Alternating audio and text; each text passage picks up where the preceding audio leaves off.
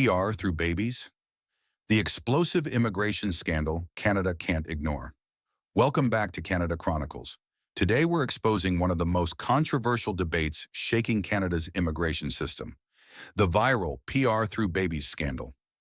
A single influencer's advice has ignited outrage, political tension, and serious questions about how Canada's birthright citizenship laws are being used or abused.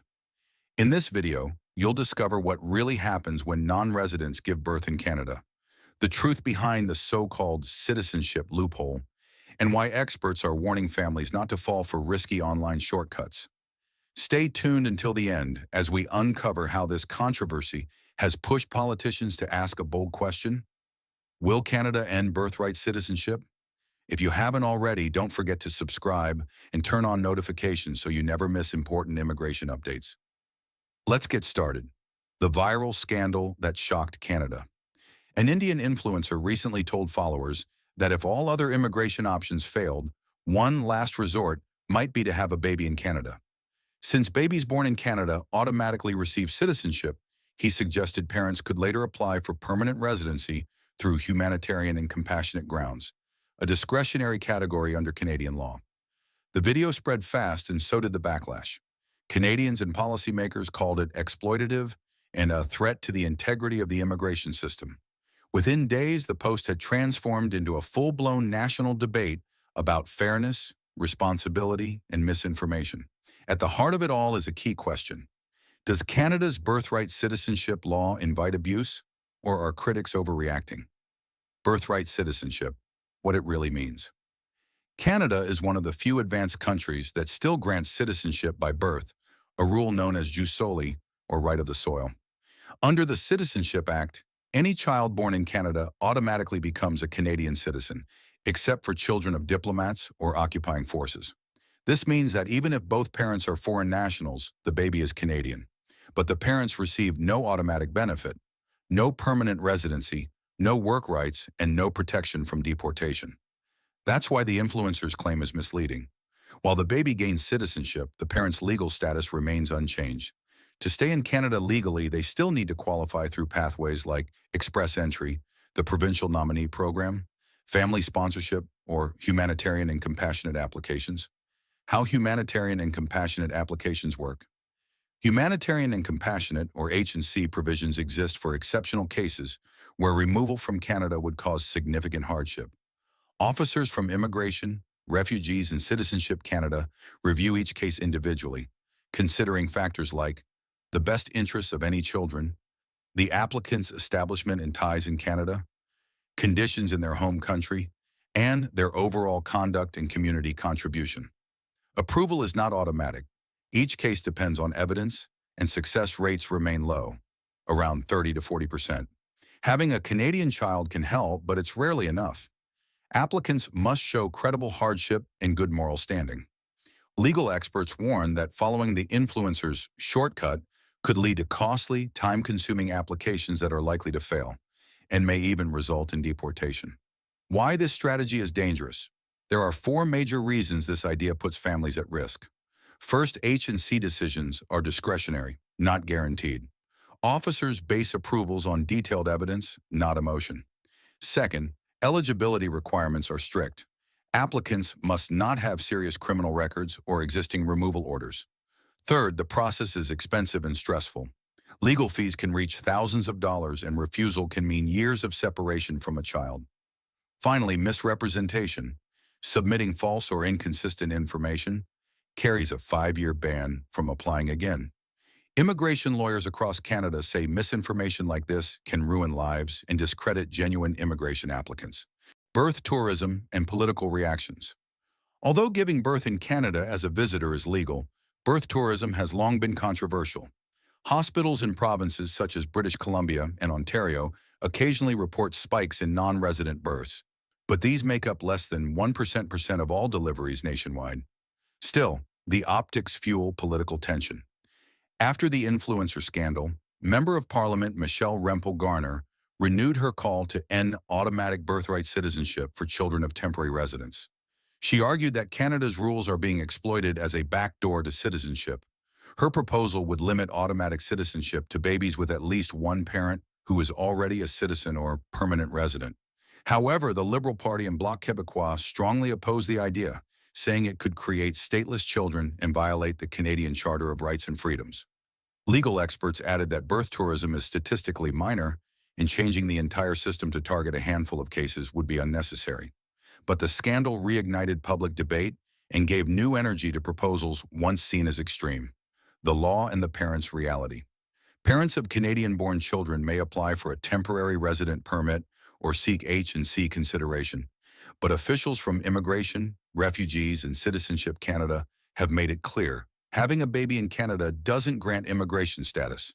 In 2024, the department directly warned social media users against misinformation, emphasizing that parents of Canadian-born children must meet the same requirements as any other applicant. That remains true today. A Canadian child does not equal permanent residency. How these cases are handled. When non-resident parents give birth in Canada, multiple agencies play a role. Provincial vital statistics offices register the birth. Immigration, Refugees, and Citizenship Canada manages the parent's status, and the Canada Border Services Agency may step in if removal orders exist. If parents must leave Canada, they can take their child or arrange care locally. Nothing in Canadian law prevents a Canadian child from living abroad. So the popular claim that you can't deport the parents of a Canadian baby has no legal basis. The law focuses on the parent's status, not the baby's citizenship. Public reaction and deeper issues. Across social media, Canadians called the influencer's advice irresponsible and manipulative. Many saw it as an attempt to exploit compassion while taking advantage of desperate families. Others argued that the outrage itself reflects deeper frustrations, from housing shortages to healthcare strain, that have nothing to do with newborns but everything to do with broader immigration pressure. Sociologists say scandals like this succeed because they blend empathy with fear, empathy for struggling parents, and fear of systems being abused. This combination fuels polarization. Some demand tighter restrictions, while others defend the humanitarian spirit at the heart of Canada's values. How media and government responded. International coverage split sharply. Indian outlets framed the story as desperation abroad, while Canadian outlets treated it as a domestic policy failure. Immigration lawyers appearing on national news explained that most H&C applicants are long-term residents working in essential fields: healthcare, agriculture, construction, hospitality, and food services, industries that depend heavily on both temporary foreign workers and permanent residents. They urge the public to separate legitimate legal processes from social media life hacks. In response, Immigration, Refugees, and Citizenship Canada expanded its online education campaign, publishing multilingual infographics to correct misinformation and remind viewers that no viral video replaces due process. Thanks for staying with us this far. We appreciate your time and hope you're finding this information valuable. Will Canada end birthright citizenship? The scandal reignited a difficult question. Should Canada keep automatic citizenship for everyone born here? Reform supporters argue that Canada is one of the last Western nations with unconditional jus soli. The United Kingdom, Ireland, and Australia ended it years ago, requiring one parent to have citizenship or permanent residency. Critics believe Canada's openness invites citizenship tourism and adds pressure to already stretched hospitals. Opponents counter that ending birthright citizenship could leave babies stateless, especially since countries like China and India don't automatically grant nationality to children born abroad.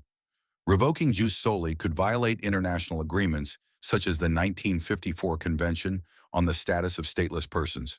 The Canadian Bar Association opposes any change, noting the current law is simple, fair, and easy to enforce. Birth tourism remains under 0.5% of all births, making a sweeping policy overhaul unnecessary. Prime Minister Justin Trudeau's government has shown no interest in changing the law. Instead, officials are tightening visa screening and requiring hospitals to collect upfront fees from uninsured non-residents, addressing costs without a constitutional fight. Despite heated political talk, the chance of Canada ending birthright citizenship soon remains very low. Lessons from the scandal. The PR through babies uproar highlights a growing challenge. Misinformation spreads faster than facts. Social media often turns complex immigration processes into clickbait shortcuts. Experts say preventing future confusion requires three key actions. 1.